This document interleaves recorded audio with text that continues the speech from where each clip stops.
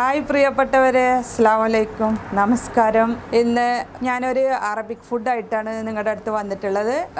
ഒരു ചിക്കൻ മക്ബൂസാണ്. അപ്പോൾ അത് വളരെ ടേസ്റ്റി ആയിട്ടുള്ളൊരു ഫുഡാണത്. പിന്നെ ഒരു റൈസാണ്.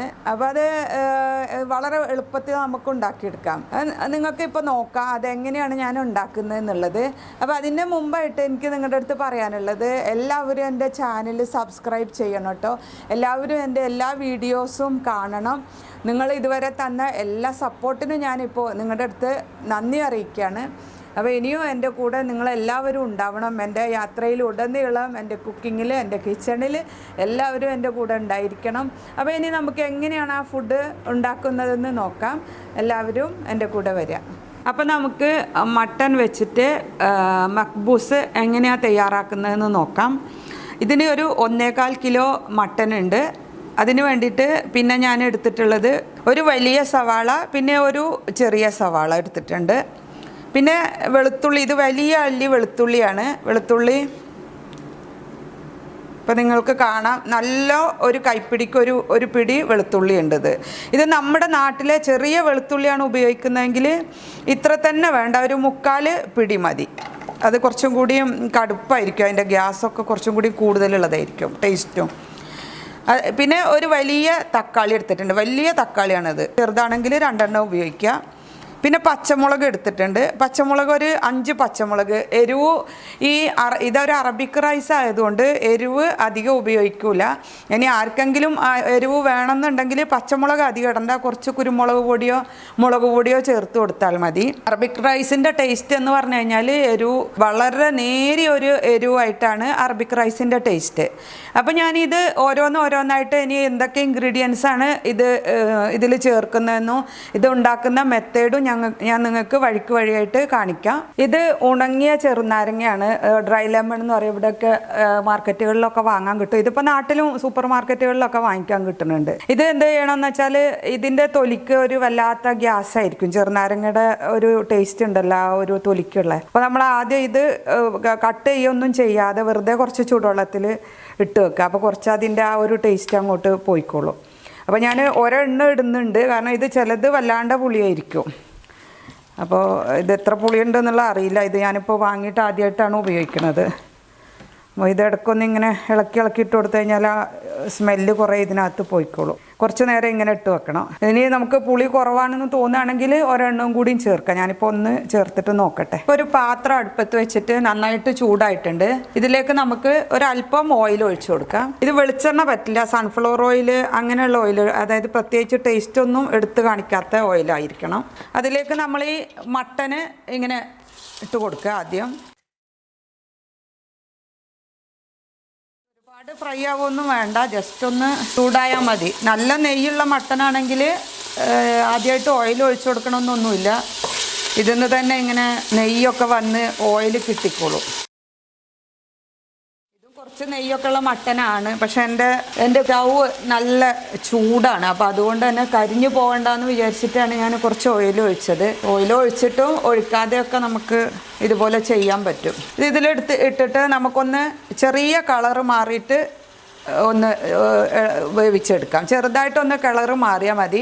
കുറച്ച് ഇങ്ങനെ ഒരു ബ്രൗൺ കളർ ഇങ്ങനെ ആയി വരുന്ന സമയത്ത് നമുക്കിത് കോരിയെടുക്കാം. ഇനി നമുക്ക് ഇപ്പം നമ്മളിങ്ങനെ ഇറച്ചി ഇങ്ങനെ ചൂടായി വരുമ്പോൾ അതിൽ നിന്ന് ചില ഇറച്ചികളിൽ നന്നായിട്ട് വെള്ളം ഉണ്ടാവും. അപ്പോൾ നിങ്ങൾ ഈ വെള്ളം വറ്റിച്ച് കളയേണ്ടതില്ല. അപ്പോൾ ഇതിങ്ങനെ ചെരിച്ച് പിടിച്ചിട്ട് ആ വെള്ളം ഇങ്ങോട്ട് നമുക്ക് കോരിയെടുക്കാം. കാരണം എന്താ വെച്ചാൽ ഈ വെള്ളം ഇറച്ചിയുടെ ഉള്ളിൽ നിന്ന് വരുന്ന വെള്ളമാണ്. അപ്പോൾ അത് നമുക്ക് റൈസ് വേവിക്കുന്ന സമയത്ത് നമുക്ക് ഈ വെള്ളം ഉപയോഗിക്കാൻ പറ്റും. അപ്പോൾ അത് വെറുതെ വറ്റിച്ച് കളയേണ്ട ആവശ്യമില്ല, ഇങ്ങനെ ചെയ്താൽ മതി. അപ്പോൾ ഇത് പെട്ടെന്ന് ഇറച്ചിയാണെന്നുണ്ടെങ്കിൽ പെട്ടെന്ന് ഒരു ബ്രൗൺ കളറായി കിട്ടുകയും ചെയ്യും. നമ്മുടെ പണി എളുപ്പമായിട്ട് കഴിയും. കാരണം നമ്മൾ ഈ ഇറച്ചിക്കകത്ത് ഇട്ടിട്ട് തന്നെയാണ് നമ്മുടെ റൈസും വേവിച്ചെടുക്കുന്നത്.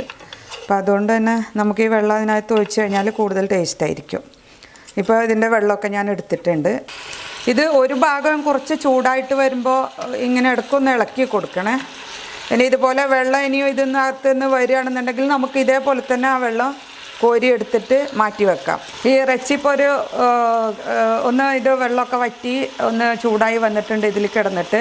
ഇതിപ്പോൾ ഒരു ക്രീം കളറിൽ നിന്ന് ഒന്ന് വിട്ടിട്ടേ ഉള്ളൂ. ഇനി നിങ്ങൾക്ക് കുറച്ചും കൂടിയും ബ്രൗൺ കളർ ആക്കണം എന്നുണ്ടെങ്കിൽ കുറച്ച് നേരം കൂടിയും വെക്കാം. ഞാനിപ്പോൾ അത് കോരി എടുക്കുകയാണ്. അതേ പാത്രത്തിൽ തന്നെ കഴുകൊന്നും വേണ്ട, ഇതിൽ തന്നെ കുറച്ച് എണ്ണ ഒഴിച്ചു കൊടുക്കുക.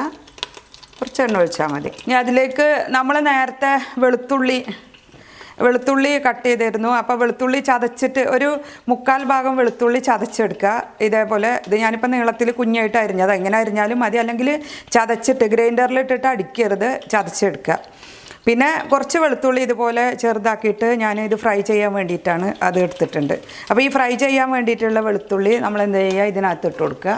ഇതൊന്ന് ചൂടായി വരുമ്പോൾ നേരത്തെ ഞാൻ 2 സവാള കാണിച്ചു, ഒരു വലിയ സവാളയും ഒരു ചെറിയ സവാളയും. അപ്പോൾ ആ ചെറിയ സവാള അതൊന്ന് ചൂടായിട്ടുണ്ട്. ചൂടായി വന്ന ശേഷം നമുക്ക് ആ ചെറിയ സവാള ഞാൻ കനം കുറഞ്ഞിട്ട് ചെറുതായിട്ട് അരിഞ്ഞിട്ടുണ്ട്, ഇതേപോലെ കുഞ്ഞതായിട്ട് അരിഞ്ഞിട്ടുണ്ട്. ഇതൊന്ന് മൂപ്പിച്ചെടുക്കുക. നന്നായിട്ടൊന്ന് ഗോൾഡൻ കളർ ആയിക്കോട്ടെ. കാരണം ആ ഒരു ഉള്ളി മൂത്തൊരു ടേസ്റ്റ് നമ്മുടെ ഈ ചോറിനകത്ത് വരാൻ വേണ്ടിയിട്ടാണ് അങ്ങനെ ചെയ്യുന്നത്. ഇതിനകത്ത് നമ്മൾ നേരത്തെ എടുത്ത് വെച്ചതിൽ ഒരു 2 പച്ചമുളക് ഈ ടൈമിൽ ഇട്ട് കൊടുക്കുക. ഇപ്പോൾ സവാള ഒന്ന് മൂത്ത് വന്നിട്ടുണ്ട്. ഇനി നമുക്കിതിലേക്ക്, ഇത് ടൊമാറ്റോ പേസ്റ്റാണ്. ഇതിലേക്ക് നമ്മൾ ഈ ടൊമാറ്റോ പേസ്റ്റ് ഒരു 1.5 ടീസ്പൂണ്, ഒരുപാട് ആവരുത്, 1.5 ടീസ്പൂൺ, 1 സ്പൂൺ ഞാൻ ഇതിൽ ഇട്ടിട്ടുണ്ട്, 1/2 ടീസ്പൂണും കൂടി ഇട്ട് കൊടുത്തിട്ടുണ്ട്. ഒരുപാട് ആവരുത്, കാരണം ഈ ചോറ് എല്ലാം കൂടി ഇട്ടിട്ട് വേവിക്കുന്നതുകൊണ്ട് തന്നെ ഒന്നിൻ്റെയും ടേസ്റ്റ് കുത്തി നിൽക്കാൻ പാടില്ല. അപ്പോൾ ഇത്രയേ ആവശ്യമുള്ളൂ. പിന്നെ നമ്മൾ തക്കാളി വേറെ ചേർക്കുന്നുണ്ട്. ഇതിലേക്ക് നമുക്ക് ഇറച്ചി ചേർത്ത് കൊടുക്കാം. ഈ ഇറച്ചി ചേർത്തിട്ട് ഇത് നന്നായിട്ടൊന്ന് മിക്സ് ചെയ്യുക. ഇതിലേക്ക് നമുക്ക് തിളച്ച വെള്ളമാണ് ചേർത്ത് കൊടുക്കേണ്ടത്. അത് നമ്മളിപ്പോൾ അരി എത്ര വെക്കുന്ന വെച്ചാൽ അതിൻ്റെ ഡബിളായിട്ടുള്ള വെള്ളം വെച്ച് കൊടുക്കുക. ഞാനിപ്പോൾ 4 ഗ്ലാസ് അരിയാണ് വെച്ച് കൊടുക്കുന്നത്. അപ്പോൾ അതിനൊരു 8 ഗ്ലാസ് ഏകദേശം വേണ്ടി വരും. ഒരു 7.5 ഗ്ലാസ്സൊക്കെ ഒഴിച്ചിട്ട് നോക്കുക. എന്നിട്ട് നമ്മൾ ഇറച്ചി കോരി എടുക്കുക അരി ഇടുന്ന സമയത്ത്. എന്നിട്ട് അതിന് ശേഷം അരി ഇട്ടിട്ട് വെള്ളം അരിയോട് പറ്റി നിൽക്കുകയാണെന്നുണ്ടെങ്കിൽ നമ്മൾ 1 ഇഞ്ച് പൊക്കത്തിൽ വെള്ളം കൂടുതൽ ഒഴിച്ചു കൊടുക്കണം. അതാണ് അരി വേവാനുള്ള കണക്ക്. തിളച്ച വെള്ളമാണ് ഒഴിക്കേണ്ടത്. ഇനി അതിലേക്ക് നമുക്ക് നേരത്തെ മുറിച്ച് വെച്ചിട്ടുള്ള സവാളയും വെളുത്തുള്ളിയും പച്ചമുളകും ചേർത്ത് കൊടുക്കുക. പച്ചമുളക് ഞാൻ മുറിച്ചിട്ടില്ല, വലിയ സവാളയാണിത്. ആ സവാള ഞാൻ ഇതിലേക്ക് ചേർക്കുകയാണ്. ആ പച്ചമുളക് ബാക്കിയുള്ളത് അതിനകത്ത് 3 ചേർത്തു. ഇനി ആ വെളുത്തുള്ളിയും കൂടിയിട്ട് ഇതിനകത്ത് ചേർക്കണം. ഇനി കുറച്ച് മഞ്ഞൾപ്പൊടി ചേർക്കണം. വെളുത്തുള്ളി അധികം ടേസ്റ്റ് പിടിക്കാത്തവർക്ക് വേണമെങ്കിൽ കുറച്ച് വെളുത്തുള്ളി കുറച്ചിട്ട് ഉപയോഗിക്കാം. അതുകൊണ്ട് പ്രശ്നമൊന്നുമില്ല. വെളുത്തുള്ളി കുറച്ച് കുറഞ്ഞു പോയാലും അത്ര ടേസ്റ്റ് വ്യത്യാസമൊന്നും വരില്ല. അപ്പം അങ്ങനെ ഉപയോഗിക്കാം കേട്ടോ. ഞാനിപ്പോൾ ആ ഒരു പിടി ഉപയോഗിച്ചത് നിങ്ങൾക്ക് ഒരു അരപ്പിടി മതി എന്നുണ്ടെങ്കിൽ, അതിലൊരു 3/4 പിടി മതി എന്നുണ്ടെങ്കിൽ അത് മതി. ഇതിലേക്കൊരു 1/2 ടേബിൾ സ്പൂണ്, അരയില്ല 1/4 കുറച്ച് മേലെയിട്ട് മഞ്ഞൾപ്പൊടി ചേർത്തിട്ടുണ്ട്. നമ്മൾ ഇതിനകത്ത് വേറെ മസാലകളൊന്നും ചേർക്കുന്നില്ല, അറബിക് മസാല മാത്രമാണ് നമ്മൾ ചേർത്ത് കൊടുക്കുന്നത്. ഇനി അറബിക് മസാല ചേർത്ത് കൊടുക്കുകയാണ്. ഒരു 1.5 ടേബിൾ സ്പൂൺ മതി, അധികം ആവണ്ട, അപ്പോൾ ഒരു വല്ലാത്ത കുത്ത് വരും. 1.25 ടേബിൾ സ്പൂൺ മതി. 1.25 ടേബിൾ സ്പൂണേ എടുത്തിട്ടുള്ളൂ, അത്രയും മതി. കാരണം വല്ലാണ്ട് ഇട്ട് കഴിഞ്ഞിട്ടുണ്ടെങ്കിൽ വല്ലാതെ ഒരു കുത്ത് വരും. കുറച്ചും കൂടി എരിവ് വേണമെന്നുണ്ടെങ്കിൽ നമ്മൾ ഒരു മലയാളി ടച്ച് വരാൻ വേണ്ടിയിട്ട് ഒരല്പം, ഒരു 1/4 ടീസ്പൂണ് മുളക് പൊടി വേണമെങ്കിൽ ചേർത്ത് കൊടുക്കാം. അറബികൾ ചേർക്കാറില്ല, 1/4 ടീസ്പൂണാണ്. അധികമായി കഴിഞ്ഞാൽ ടേസ്റ്റ് ഉണ്ടാവില്ല. ഇനി നമുക്കിതിലേക്ക് ഒരു കഷ്ണം കറുവപ്പട്ട ചേർത്ത് കൊടുക്കാം. ഉപ്പ് നമ്മൾ ഇതൊന്ന് തിളച്ചതിൻ്റെ ശേഷം ചേർത്ത് കൊടുത്താൽ മതി. ഒരു കഷ്ണം കറുവപ്പട്ട ചേർത്തിട്ടുണ്ട്. ഇനി ഇത് നന്നായിട്ടൊന്ന് തിളച്ച് വരട്ടെ. അതിന് ശേഷം നമുക്ക് പിന്നെ ഇതിലേക്ക് ഉപ്പ് ചേർക്കാം. നേരത്തെ ഞാൻ മാറ്റി വെച്ച മട്ടൻ്റെ വെള്ളം ഉണ്ടായിരുന്നു, അതും കൂടി ഇതിനകത്ത് ചേർക്കുന്നുണ്ട്. ആ വെള്ളം എല്ലാം ചേർത്തിട്ട് മതി കേട്ടോ. നേരത്തെ ഞാൻ പറഞ്ഞ അളവ് അതിൽ കൂടി പോവരുത്, അപ്പോൾ ചോറാകെ വെന്തിട്ട് കുഴഞ്ഞു പോകും. ഇതൊന്ന് തിളച്ച് വരട്ടെ, എന്നിട്ട് നമുക്ക് ഉപ്പ് ചേർത്ത് കൊടുക്കാം. തിളച്ചതിന് ശേഷം നമ്മൾ നേരത്തെ ഒരു ചെറുനാരങ്ങ അവിടെ തിളച്ച വെള്ളത്തിലിട്ട് വെച്ചിട്ടുണ്ടായിരുന്നു. ആ ഒരു ചെറുനാരങ്ങ കൂടി നമുക്ക് ഇതിനകത്ത് ചേർത്ത് കൊടുക്കാം. ഇതൊരിക്കലും കുക്കറിൽ വേവിക്കരുത്, ഇങ്ങനെ തന്നെ വേവിച്ചെടുക്കണം. കാരണം കുക്കറിൽ വേവിച്ച് കഴിഞ്ഞാൽ അതൊരു നമ്മൾ ഈ സവാളയൊക്കെ ചേർത്തിട്ടുണ്ട്, അപ്പോൾ അതൊക്കെ ഒരു വേറെ ടേസ്റ്റായിട്ട് വരും. നമുക്കിതിലേക്ക് ഇനി തക്കാളി കൂടി ചേർക്കാനുണ്ട്. തക്കാളി കൂടി ചേർക്കാം. ഇത് നേരത്തെ കാണിച്ച തക്കാളിയാണ്, അത് ഞാൻ മുറിച്ച് വെച്ചതായിരുന്നു. ഇതുപോലെ മുറിച്ച് വെച്ചിട്ടുണ്ട്, അതും ഇതിനകത്ത് ചേർത്ത് കൊടുക്കാം. ഇനി ഇത് മൂടി വെച്ചിട്ട് നന്നായിട്ടൊന്ന് വേവിച്ചെടുക്കുക. ഏകദേശം ഒരു 3/4 മണിക്കൂർ വേണ്ടി വരും മട്ടനൊന്ന് വെന്ത് കിട്ടാൻ. എന്തായാലും നിങ്ങളെ കയ്യിലുള്ള മട്ടൻ്റെ വേവൊക്കെ വ്യത്യാസം ഉണ്ടാവും, അപ്പോൾ എല്ലാവരും ശ്രദ്ധിക്കുക മട്ടൻ്റെ വേവ്. ഇപ്പോൾ ഇത് നന്നായിട്ട് തിളച്ചിട്ടുണ്ട്. നേരത്തെ ഡ്രൈ ലെമൺ ഞാൻ ഇതുപോലെ കട്ട് ചെയ്ത് അതിൻ്റെ കുരു നീക്കം ചെയ്തിട്ടുണ്ട്, അത് നമുക്കിതിനകത്ത് ചേർത്ത് കൊടുക്കാം. ഇനി നമുക്ക് ഉപ്പ് ചേർത്ത് കൊടുക്കാം. ഉപ്പൊക്കെ ഓരോരുത്തരുടെ ആവശ്യത്തിന് ചേർക്കുക, ഓരോരുത്തരുടെ പാകത്തിന് ഉപ്പ് ചേർത്ത് കൊടുക്കുക. ഇത് നമുക്കൊന്നും കൂടി വേവിച്ചെടുക്കാം, മൂടി വെച്ചിട്ട് തന്നെ വേവിക്കാം. അപ്പോൾ നമ്മുടെ ഇറച്ചി നന്നായിട്ട് വെന്തിട്ടുണ്ട്. ഇനി നമുക്ക് ഈ ഇറച്ചി ഇങ്ങോട്ട് കോരിയെടുക്കാം. ചില ആളുകളൊക്കെ ഇത് ഇങ്ങോട്ട് കോരിയെടുത്തിട്ട് ഇതിന്മേൽ കുറച്ച് ഒലീവ് ഓയിലോ അങ്ങനെ എന്തെങ്കിലും ചേർത്ത് കുറച്ച് ടൊമാറ്റോ പേസ്റ്റും കൂടി ചേർത്തിട്ട് ഓവനിൽ വെച്ചിട്ട് ഫ്രൈ ചെയ്തെടുക്കാറുണ്ട്. ഫ്രൈ അല്ല, ബേക്ക് ചെയ്തിട്ട് എടുക്കാറുണ്ട്. അത് ഒരുപാട് ബേക്ക് ചെയ്യൊന്നും വേണ്ട, അവർക്കതൊരു ഈ ഇതുപോലെയുള്ള കളറ് മാറിയിട്ട് കുറച്ച് ബ്രൗൺ കളർ ആവാൻ വേണ്ടിയിട്ടാണ് അവരത് ചെയ്യുന്നത്. ഞാനിപ്പോൾ അത് ചെയ്യണില്ല, നിങ്ങൾക്ക് അങ്ങനെ ഇഷ്ടമുണ്ടെങ്കിൽ അങ്ങനെ ചെയ്യാം. നമുക്ക് ഈ ഇറച്ചി മുഴുവനും ഇങ്ങോട്ട് കോരിയെടുക്കാം. എന്നിട്ട് ഞാനിപ്പോൾ ഒരു 20 മിനിറ്റ് നേരം നമ്മുടെ അരി വെള്ളത്തിലിട്ട് വെച്ചിട്ടുണ്ടായിരുന്നു. ബസ്മതി അരിയാണ്, ഒരിക്കലും ജീരകശാല അരി, കയമ അരി അങ്ങനെയുള്ള സാധനങ്ങളൊന്നും ഉപയോഗിക്കരുത്. കാരണം ഇത് കുറച്ച് നീളമുള്ള ചോറാണ് വേണ്ടത് നമുക്ക്. അപ്പോൾ അതുകൊണ്ട് തന്നെ ബസ്മതി അരി തന്നെ ഉപയോഗിക്കാൻ നോക്കുക. മറ്റുള്ള അരിയൊക്കെ ആകുമ്പോൾ ഒരു കുഴഞ്ഞ പോലെ ആവും. അപ്പോൾ എപ്പോഴും ബസ്മതി അരി കൊണ്ട് തന്നെ ഉണ്ടാക്കണം നമ്മളിത്. അപ്പോൾ നമുക്ക് ഇറച്ചിയെല്ലാം നമ്മൾ കോരിയെടുത്തു. ഇനി ഞാനിതൊരു 15-20 മിനിറ്റോളം ആയിട്ടുണ്ടാവും ഈ അരി ഒന്ന് വെള്ളത്തിലിട്ടിട്ട്. അപ്പം അത് നമുക്കിതിലേക്ക് ഇട്ട് കൊടുക്കാം. വെള്ളം കുറവാണെങ്കിൽ ഞാനിപ്പോൾ നോക്കും വെള്ളം കുറവാണോ എന്ന്. അപ്പോൾ കുറവാണെങ്കിൽ നമുക്ക് കുറച്ചും കൂടി വെള്ളം ഒഴിച്ചു കൊടുക്കാം. ഞാൻ നേരത്തെ പറഞ്ഞ പോലെ തന്നെ അരിൻ്റെ 1 ഇഞ്ച് മേലെ വെള്ളം നിൽക്കണം, അതാണ് അതിൻ്റെ ഒരു കണക്ക്. നമുക്കൊരു ബേ ലീഫ് ചേർത്ത് കൊടുക്കാം അതിനകത്ത്. ഇത് വെള്ളം കുറവാണ്, ഞാനിപ്പോൾ കുറച്ച് തിളച്ച വെള്ളം കൂടിയിട്ട് ഇതിനകത്ത് ഒഴിച്ചു കൊടുക്കും. കാരണം ഇങ്ങനെ നിൽക്കാൻ പാടില്ല.